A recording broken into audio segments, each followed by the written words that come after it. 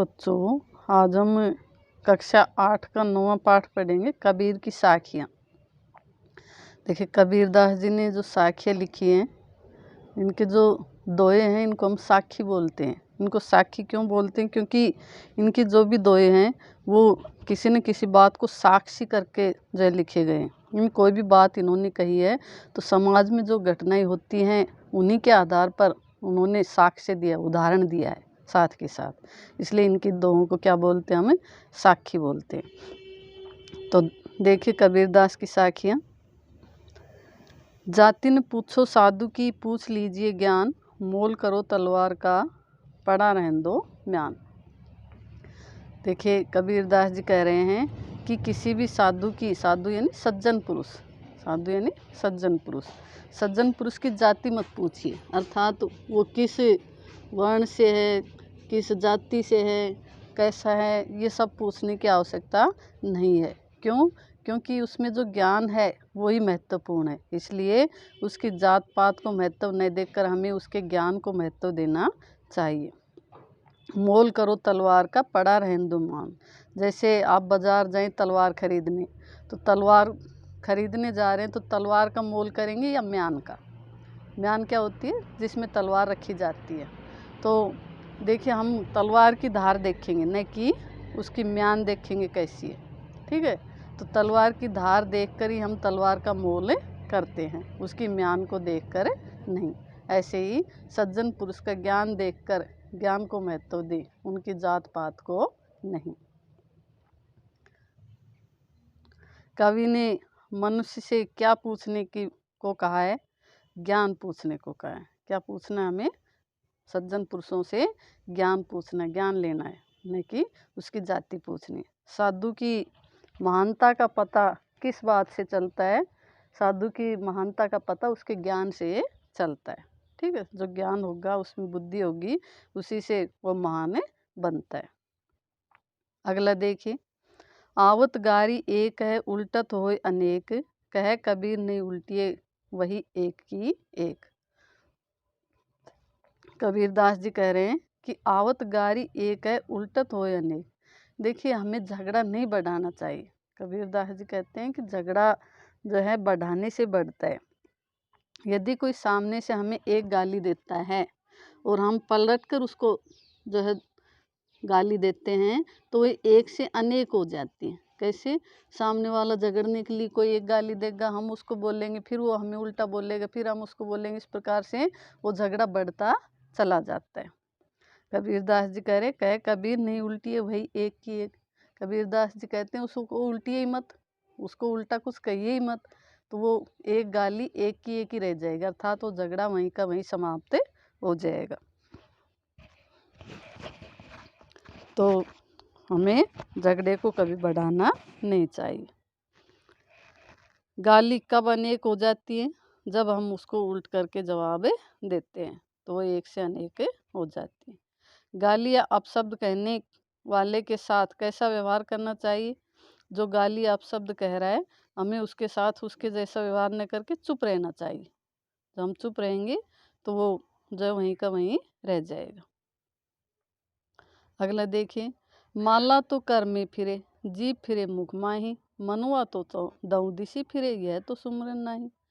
अब कबीरदास जी कह रहे हैं कि ये भक्ति जो करते हैं हमें, ये जो दिखावा करते हैं, इसके ऊपर व्यंग किया है कि ये क्या भक्ति है आपकी, ये क्या दिखावा कर रहे हैं आप भक्ति का, कि आप क्या कर रहे हैं? माला तो कर में फिरे, कर यानी हाथ, आपके हाथ में माला फिर रही है। माला होती है 108 मणियों की माला, जिसे लेकर के जो है किसी भी राम का नाम लेते हुए उसको फेरते हैं। तो हाथ में तो क्या फेर रहे हैं? माला फेर रहे हैं। जीभ फिरे मुख माई, और जीभ मुंह में फिर रही है, वो भी जो है अपना राम का नाम ले रही है, फिर रही है।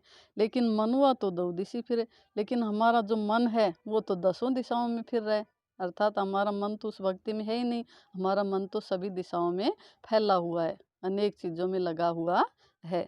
यह तो सुमरन नहीं, यह तो भगवान के स्मरण का तरीका नहीं है। इस प्रकार से भगवान को स्मरण नहीं किया जाता है।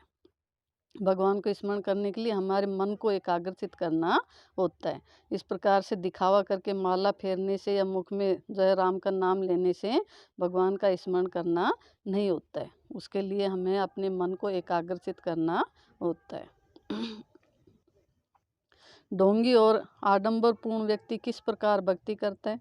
ढोंगी और जो आडंबरपूर्ण होते हैं वो मात्र दिखावा करते हैं, भक्ति का दिखावा करते हैं। दिखावा करने वाले का मन कैसा होता है? दिखावा करने का मन बहुत ही चंचल होता है, उसका मन कभी भक्ति में नहीं लगता, वो चारों दिशाओं में उसका मन फैला रहता है।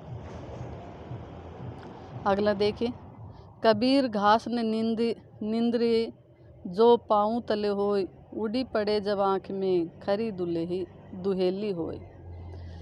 कबीरदास जी कह रहे हैं कि हमें कभी घास यानी तिनके, तुच्छ वस्तु या छोटा व्यक्ति, इसके अनेक अर्थ निकाल सकते हैं हम, घास का, तिनके या छोटा व्यक्ति।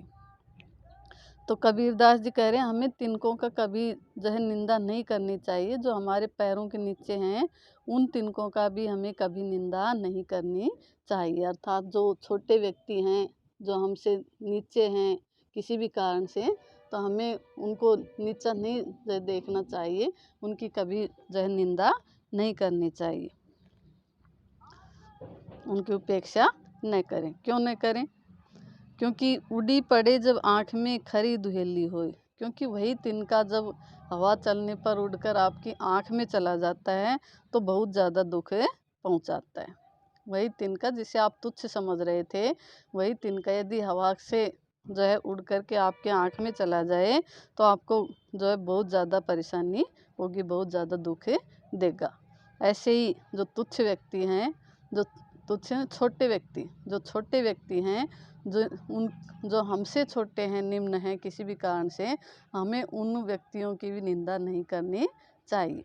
क्यों नहीं करनी चाहिए? क्योंकि कभी भी अवसर पड़ने पर वो हमें दुख पहुंचा सकते हैं, जैसे कि तिनका। तो हमें कभी उनकी निंदा नहीं करनी, उनकी उपेक्षा नहीं करनी चाहिए।